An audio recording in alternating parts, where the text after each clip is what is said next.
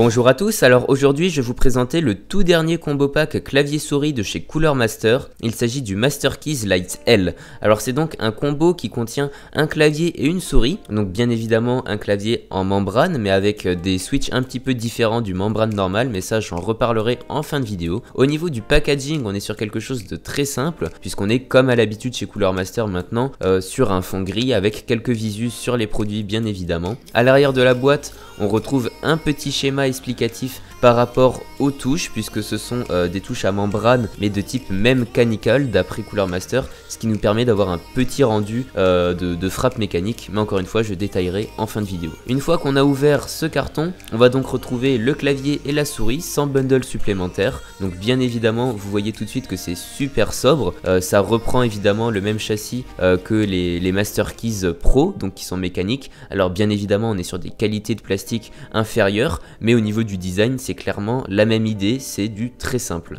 Vous voyez au niveau de la souris qu'on a simplement deux boutons sur le côté gauche et deux emplacements de rétroéclairage RGB. Au niveau des touches sur ce clavier, je vais donc vous présenter les touches de fonction. Donc là, de F1 à F4, on va être sur tout ce qui est de la gestion du rétroéclairage RGB. Donc pour choisir des couleurs, mettre plus de bleu, plus de vert, etc. Donc vraiment gérer comme on veut le rétroéclairage du clavier. Ensuite, F5, F6 et F7, c'est toujours pour le rétroéclairage. Donc vous avez différents modes en fait qui sont prédéfinis sur F5. Sur F6, vous pouvez choisir en fait l'essence de rotation des effets. Et sur F7, tout ce qui est de la vitesse des effets, voilà, si vous voulez que l'arc-en-ciel RGB aille plus ou moins vite, etc. Donc pas mal de possibilités au niveau du rétroéclairage. Sur F9 et F10, on va avoir tout ce qui est des touches de répétition en fait, pour répéter des touches plusieurs fois. Sur F11, un lock en fait de toutes les touches, et sur F12, un lock des touches Windows pour éviter de faire des misclics en jeu et de sortir des jeux, donc c'est toujours pratique. Ensuite, au niveau du pavé insert, on va voir tout ce qui est de la gestion du pavé multimédia en fait, donc plus fort, moins fort, morceau précédent, morceau suivant, play pause. Voilà, donc ça c'est assez pratique bien évidemment. N'oublions pas que toutes ces touches s'activent via le bouton FN, en fait on appuie sur FN et c'est les touches F1, F2, etc. en même temps. Ensuite ici quelques plans sur le clavier, histoire de vous montrer à quel point il est vraiment sobre et plutôt bien fini au niveau des emboîtements entre les différents morceaux de plastique. Sur l'arrière de ce clavier, on va donc avoir bien évidemment des patins de surélévation, full caoutchouc, donc pas de souci à ce niveau-là, rien à redire. Ici, simplement un petit test audio du clavier, je vous laisse écouter.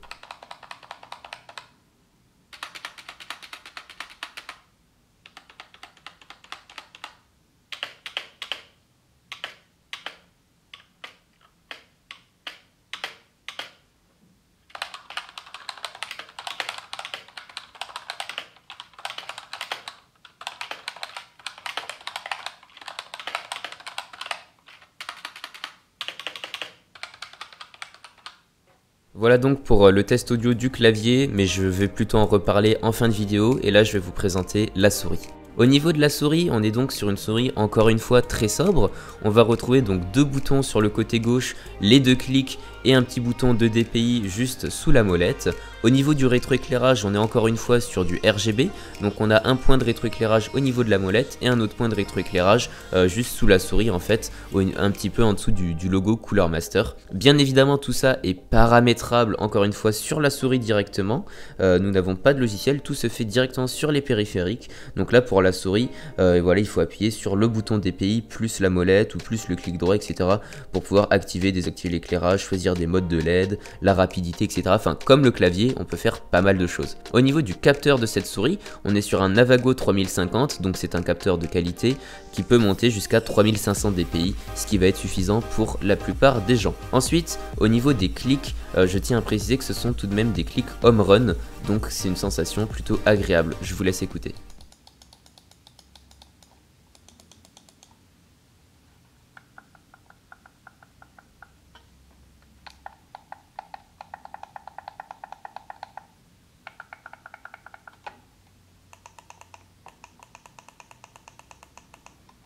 Voilà donc pour le test audio des différents clics de la souris. Donc les clics home run sont en fait sur le clic gauche et le clic droit. Sur les boutons sur la tranche gauche, en fait, les boutons d'option sur la tranche gauche de la souris, malheureusement moi je suis pas fan puisqu'ils sont assez caoutchouteux en fait quand on appuie dessus. Je pense que vous l'entendez en fait sur le test audio que c'est clairement différent du clic gauche et droit. Mais bon voilà, n'oublions pas que ça reste un ensemble à 60 et quelques euros. Donc voilà, on peut faire quelques concessions comme ça. Donc mon avis global sur ce combo pack, clairement c'est un clavier qui est très sympa déjà puisqu'on a pas mal de features. On a plein d'options par rapport au RGB, des options de répétition, les locks de boutons Windows, tout ce qui est aussi de la gestion multimédia. Donc il y a vraiment plein de choses, donc ça c'est très sympa. Je vais vous parler rapidement des touches sur le clavier. C'est donc un clavier à membrane, mais on a un travail un petit peu différent des claviers d'habitude à membrane, puisque là on est sur des touches que Cooler Master appelle des touches mechanical. Alors qu'est-ce que c'est ? C'est simplement en fait de la touche membrane, mais qui est travaillée de façon à avoir plus ou moins un switch mécanique en même temps. Tout ça pour dire en gros que c'est du membrane, mais on a une impression de mécanique quand on tape dessus en fait. Et ça, je trouve que c'est vraiment sympa. Moi, je connaissais pas ça et je peux vous dire que quand je l'ai testé, je me disais, comme tout le monde, c'est un clavier à membrane, on a un toucher membrane. Mais en fait, non, c'est assez marrant puisque c'est un clavier membrane et on a presque l'impression d'avoir du mécanique. Alors, ça trompe personne évidemment, hein. On se rend vite compte que c'est pas du mécanique, mais c'est un peu entre le membrane et le mécanique. Et du coup, c'est vraiment sympa. Et encore une fois, par rapport au prix, avoir un toucher comme ça sur un clavier, pour moi c'est un grand oui. Donc on a aussi du full RGB donc sur le clavier et la souris, mais ça je l'ai déjà dit plein de fois. Mais voilà, le RGB c'est d'habitude quelque chose qui est assez cher, puisque sur les claviers méca, un clavier méca normal ça va être à 110-120 euros et un clavier méca RGB ça va être à 150, 160, voire 200 sur les plus chers. Donc là on est à 60 euros pour le clavier et la souris et on a du RGB en plus de toutes les fonctions que j'ai pu vous présenter, donc clairement c'est assez intéressant. Niveau qualité, le clavier j'aurais rien à redire, tout est plutôt bien fini. Au niveau de la souris je suis un petit peu moins fan, je trouve qu'elle fait un petit peu cheap, mais comme je vous l'ai dit on a un capteur qui est un Avago 3050 qui est un capteur vraiment de qualité et qui est très connu. On a des switch home run par rapport au clic gauche et droit, donc pareil, ça aussi c'est super connu et c'est vraiment un gage de qualité. Donc voilà, ça rattrape le côté un peu cheap des plastiques et le fait que la souris soit un peu légère. Voilà, encore une fois, 62 euros, n'oubliez pas.